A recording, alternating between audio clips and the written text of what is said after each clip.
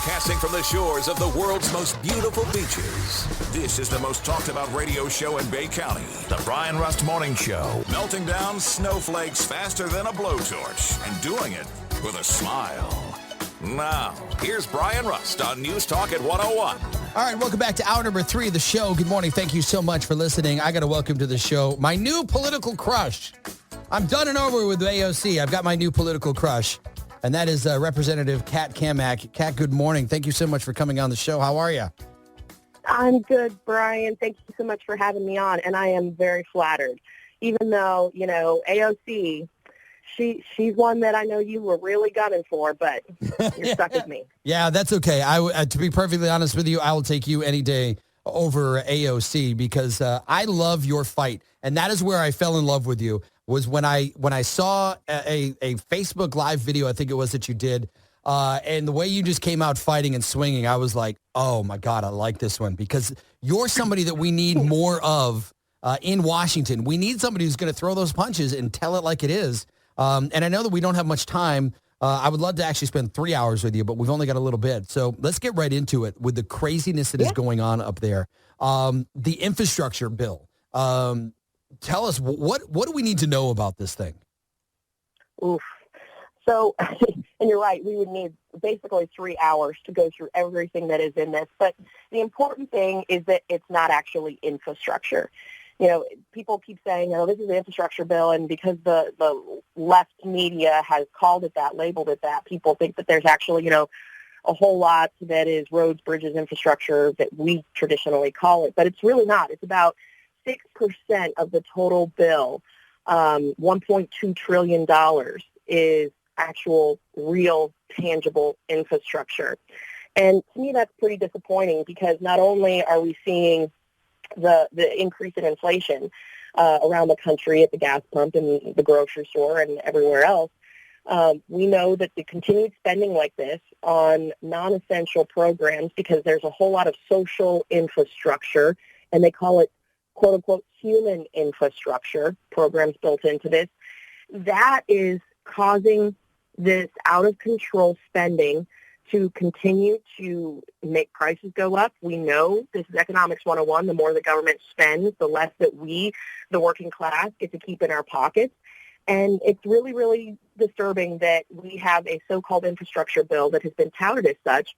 But when you look at what Florida is getting out of this, it's not a whole heck of a lot. The way the bill was written was it was tailored to the blue states. So California and New York made out like bandits in this, where you see Florida and Texas, who have massive infrastructure needs, given the fact that we are basically being overrun by people fleeing the blue states. We didn't really do so well in this. So it's really, really frustrating that we're now stuck with this bill that, like I said, only 6% of it goes to actual broadband and roads, bridges, ports, airports, et cetera.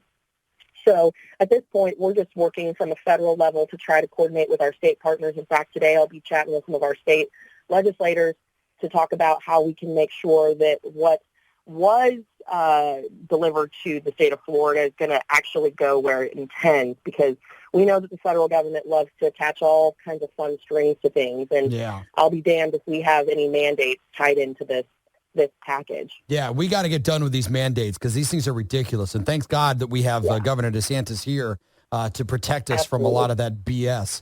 And speaking about BS, how about the Build Back Poor? I mean, my God, that thing. I mean, what are your thoughts on this? So many thoughts on it. You can call it Build Back Broke. You can call it Build the Bureaucracy.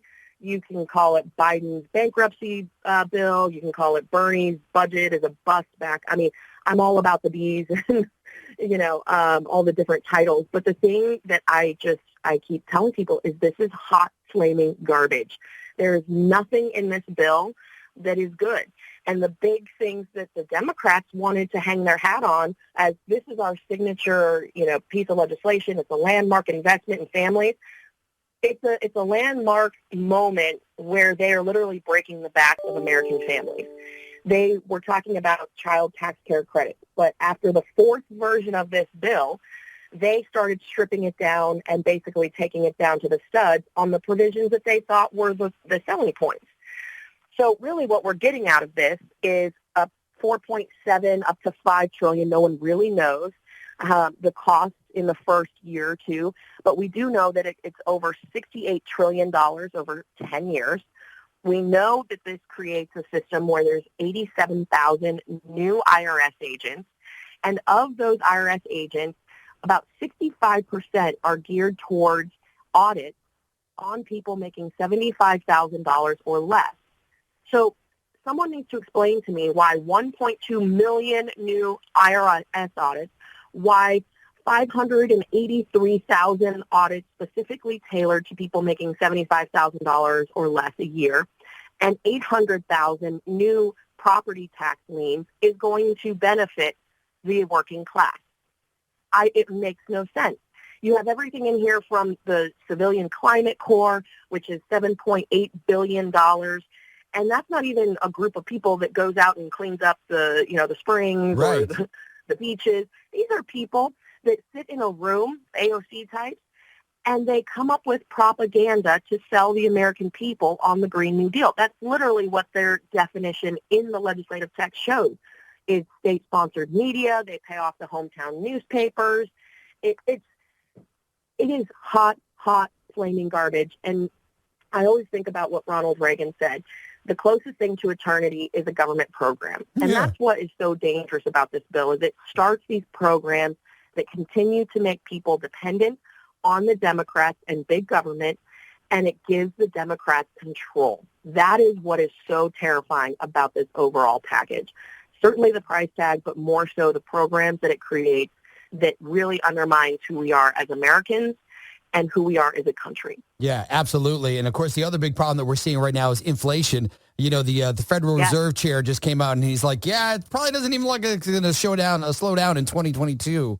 I mean, my God. I mean, where are we heading? What's going on with this? Well, it goes to show how out of touch Washington is. They don't have real people who, hell, you've got a president who hasn't filled up his own gas tank in, 40 years? Yeah. They have no idea what is going on. I'm married to a firefighter who, we're normal people. We have chickens, for Pete's sakes. Like, we see it. We're shopping in Publix. We're talking to people in North Florida. Like, we see it firsthand. And I come up to Washington, and these people are so out of touch. I would laugh, but it's so sad that it makes you want to cry. They have no idea. You have the energy secretary laughing, couldn't even tell us how many barrels of oil we consume in a day, which is 18 to 20 million a day. So they thought releasing 50 out of our strategic reserves was a positive thing. She laughs about gas prices. You have Tyrant Fauci, who, wants to make sure that we are complying left, right, and center, even though the science doesn't back up his ridiculous mandates. Everything about the culture in Washington should scare everyday Americans, but more importantly, it should really piss them off. It really should. Yeah, we need to get people involved. People really should be calling their members of Congress, calling their senators, not emailing, not sending a carrier pigeon, but they should be calling and saying, listen, I don't want you to support this, and here's why. Because there's nothing that a politician is more scared of than an informed and engaged electorate. Yeah, that is very true. That is something that they fear. And so my goal is to try to help educate people about what's going on, really pull back the curtain, and let folks know what's going on and what isn't, and how they can make a difference in their everyday politics and how it's impacting them at home. Yeah, you're right. They need to get more involved in this. And man, I wish that we had like another 3 hours to chat with you, because we've got so many other things that we could be talking about. And I know that you're up against the clock because, you got your fight that you got to do over there. Kat, I would love to have you back on anytime. Have your people holler at me when you have a chance, and we can spend more time talking about this, because I want to know more about the congressional calendar too. That's yes. It's going to be the lightest congressional calendar in over 65 years coming up. They just released it this week, and it's because Nancy Pelosi is scared to death. She's sending all her members home. They think that if they're at home, that they're not going to lose the House, but Republicans, we're going to take the House back. Yeah. And we'll definitely make this a regular thing, Brian. It's been a Absolutely. pleasure. Thank you so much, Kat. I do appreciate it. Have a fantastic Christmas if we don't talk to you before then. And like I said, anytime you want to come on, have your people reach out to me, and we'll definitely set some time for you. I appreciate you. Have a great week, and Thank you so much for everything that you're doing. You too. Congressman Kat Cammack, thank you so much for coming on the show.